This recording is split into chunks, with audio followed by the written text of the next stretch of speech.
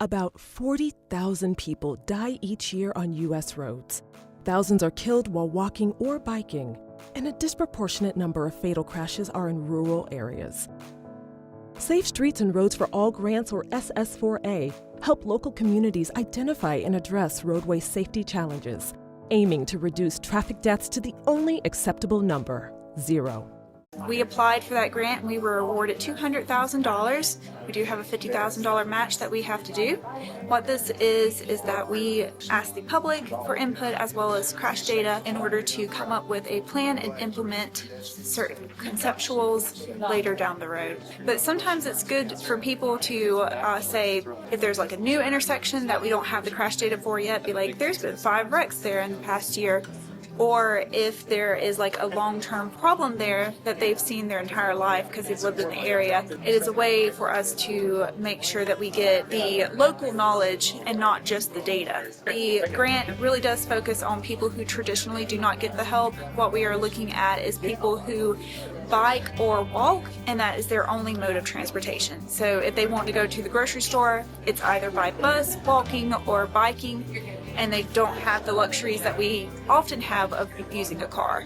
An increase in traffic and the possibilities of having these traffic crashes just increase, and so we want to do our best to try to keep those to 0.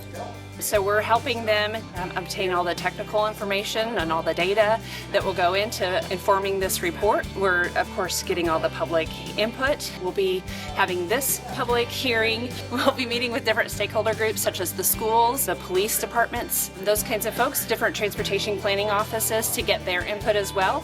And then we'll also be going out to the underserved communities. We have 6 different public meetings that we'll be doing there, dropping out into the neighborhoods and getting their input. Really what we want to do is just come up with a plan for Anderson County to improve their traffic safety. So that's our goal. We all know of roads where there are potholes.